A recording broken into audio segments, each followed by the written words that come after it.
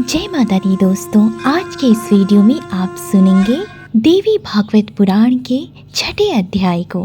पिछले अध्याय में आपने प्रजापति दक्ष और मुनिवर दधीची के संवाद को सुना था। अब आप सुने छठे अध्याय को। इस अध्याय में श्री महादेव जी बोलते हैं कि हिमालय के श्रेष्ठ शिखर पर जब सती के साथ महादेव जी आए तो सभी देवगण भी वहाँ पर पहुँचे और महर्षिगण, देवपत्नियाँ, सर्प, गंधर्व और हजारों किन्नरियाँ भी वहाँ पर पहुँची।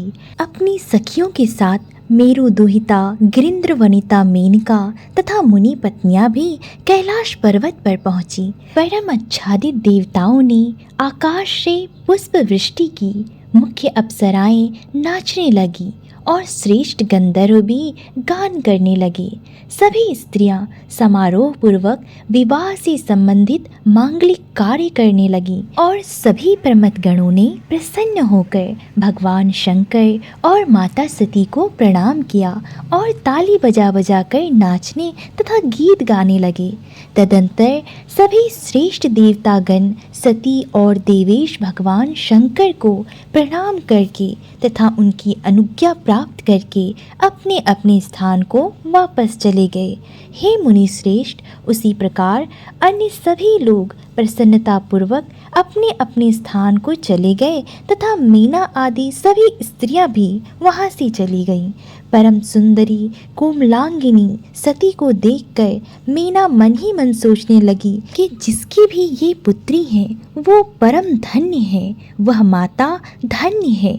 मैं प्रतिदिन यहाँ आकर सुमुखी सती की आराधना करके पुत्री भाव से इन्हें प्राप्त करने की प्रार्थना करूँगी, इसमें संशय नहीं है।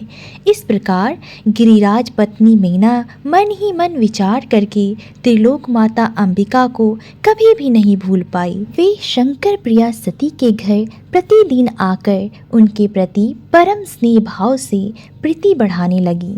तदंतर एक बार बुद्धिमानों में श्रेष्ठ ज्ञानी और शिव भक्त नंदी जो दक्ष की सेवा में थे वहां आए और उन्होंने भगवान महेश को भूमि पर गिरकर दंडवत प्रणाम किया। वे बोले, हे देवाधिदेव, हे प्रभु, मैं प्रजापति दक्ष का सेवक और ब्रह्मर्षि दधीची का शिष्य हूँ, जो आपके प्रभाव को जानने वाले संत हैं। हे देवेश, शरणागत वत्सल, आप मुझे मोहित मत कीजिए। मैं आपको साक्षात परमेश्वर और परमात्मा के रूप में जानता हूँ। मैं सृष्टि, स्थिति और संहार कारिणी भगवती सती को मूल प्रकृति के रूप में जानता हूँ। इस प्रकार कहकर नंदी ने भक्तों पर कृपा करने वाले भगवान शंकर का अपनी परम भक्तिपूर्ण वाणी से स्तवन करने लगे। नंदी बोले, हे शिव, आप त्रिलोकी के आदि परम पुरुष हैं और समस्त जगत के सृष्टि, पालन एवं संहार करने वाले आप ही हैं। हे देवश्रेष्ठ, वरदायक भवानीपति, आप ऐश्वर्य युक्त युवक, वृद्ध और एकमात्र ब्रह्म हैं। हिम धवल कांति से युक्त शशि समूह को पराजित करने वाला और अर्ध चंद्र धारण किए चंद्रमा के समान 5 मुखों वाला सुंदर आपका स्वरूप अचिंत्य है।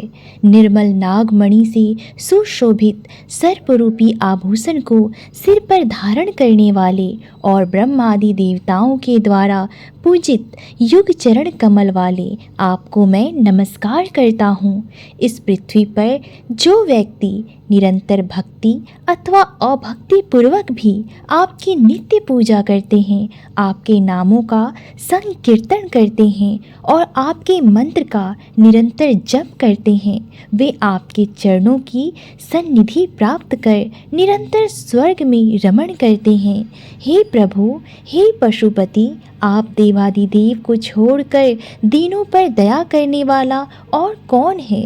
नंदी की ऐसी स्तुति सुनकर भगवान शंकर उनसे बोले, हे नंदी, तुम्हारी क्या इच्छा है वह मांगो, मैं उसे तुम्हें अवश्य दूंगा। तब नंदी ने कहा, हे जगदीश्वर, मैं हमेशा आपका निकट रहने वाला दास बना रहूं और अपनी आँखों से नित्य आपके दर्शन करता रहूं। मैं आपसे यही याचना करता हूँ। शिव जी बोले, हे वत्स, जो तुमने मांगा है निश्चित रूप से वही होगा। तुम अवश्य ही मेरे समीप निवास करोगे। पृथ्वी पर जो मानव इस स्रोत से भक्ति पूर्वक मेरी स्तुति करेंगे, उनका तीनों लोकों में कभी अशुभ नहीं होगा। इस मृत्यु लोक में दीर्घ काल तक रहकर वे अंत में मोक्ष को प्राप्त करेंगे। हे महामते, तुम मेरे इन प्रमथ गणों के अधिपति होकर मेरे इस शिवलोक में निवास करो। हे नंदी, तुम मेरे प्रिय भक्त हो। इस प्रकार भगवान शिव से मन वांछित वर पाकर नंदी सदा के लिए भगवान शंकर के समीप रहने लगे और भगवान शंकर के प्रभाव से नंदी शिव के गणों के अधिपति हो गए। प्रिय भक्तगणों, इस प्रकार से आपने देवी भागवत पुराण के 6ठे अध्याय का श्रवण किया। अब आप सुने भगवान शिव और नंदी से जुड़ी हुई एक पौराणिक कथा को। जय भोलेनाथ, ओम नमः शिवाय, हर हर महादेव। प्रिय भक्तगणों, अब आप सुने शिव पुराण में वर्णित एक पौराणिक कथा। इस कथा के अनुसार पृथ्वी के सभी महात्माओं ने मिलकर एक बार प्रयाग में बहुत ही विशाल यज्ञ का आयोजन किया। इस यज्ञ में सभी सनकादिक सिद्धगण, देवर्षि, प्रजापति आदि सभी को निमंत्रण दिया गया। संयोगवश सती और अपने गणों के साथ शिव जी भी उधर विचरण करते हुए पहुंच गए। भगवान शिव को देखकर वहां पर उपस्थित सभी महात्माओं ने खड़े होकर उनका अभिनंदन किया। तत्पश्चात कुछ ही क्षण के बाद वहां पर भगवान शिव के ससुर दक्ष प्रजापति भी पहुंच गए। उस समय प्रजापति दक्ष को समस्त ब्रह्मांड का अधिपति प्रजापति नियुक्त किया गया था, लेकिन दक्ष इस बड़े पद के योग्य खुद को सिद्ध नहीं कर पाए। दक्ष के आने पर भी सबने खड़े होकर उनका स्वागत किया। सिर्फ ब्रह्मा जी, विष्णु जी और भगवान शंकर खड़े नहीं हुए। दक्ष को प्रजापति होने का गर्व था, इसलिए वह गुस्सा हो गए। ब्रह्मा जी प्रजापति दक्ष के लिए उनके पिता के समान थे, इसलिए वह उनके नहीं खड़े होने पर भी कुछ नहीं बोले।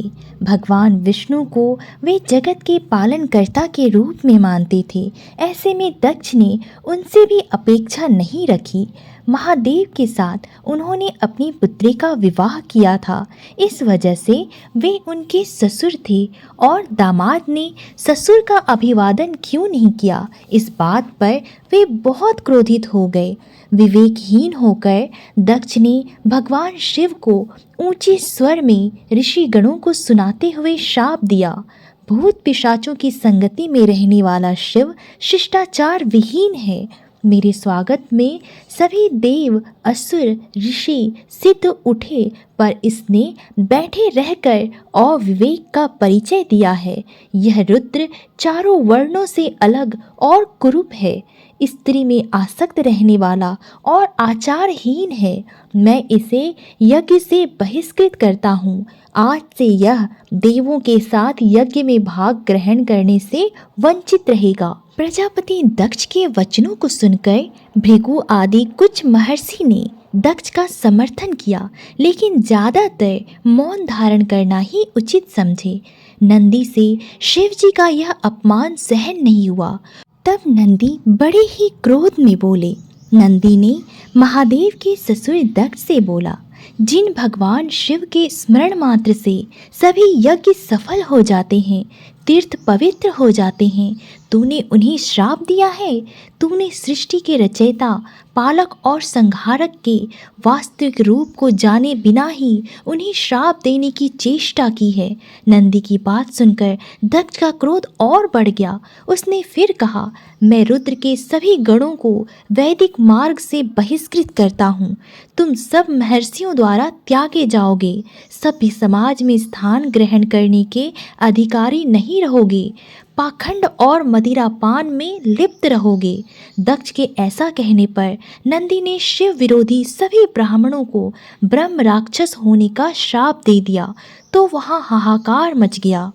तब शिवजी उठे और उन्होंने नंदीश्वर को शांत होने का आदेश देते हुए कहा, नंदी, तुम तो बुद्धिमान हो, तुम्हें ब्राह्मणों को श्राप देना शोभा नहीं देता। तुम जानते हो कि मुझ पर किसी के श्राप का कोई प्रभाव नहीं होता, फिर भी तुम बेकार ही क्रोधित हो रहे हो। भगवान शंकर की बात सुनकर नंदी शांत हो गए। उसके बाद शिवजी ने उस स्थान का त्याग कर दिया और वहाँ से चल पड़े। इस प्रकार प्रिय भक्तगणों, आपने भगवान शिव और नंदी की महान गाथा को सुना। कहते हैं कि जो भी मनुष्य भगवान शिव की पूजा करते हैं उन्हें सर्वप्रथम नंदी की भी पूजा अवश्य करनी चाहिए, तभी पूजा का पूर्ण फल प्राप्त होता है। अगर आपको ये कथा अच्छी लगी हो तो वीडियो को लाइक और शेयर अवश्य करिए। पूरा वीडियो सुनने के लिए आप सभी का दिल से धन्यवाद। हर हर महादेव।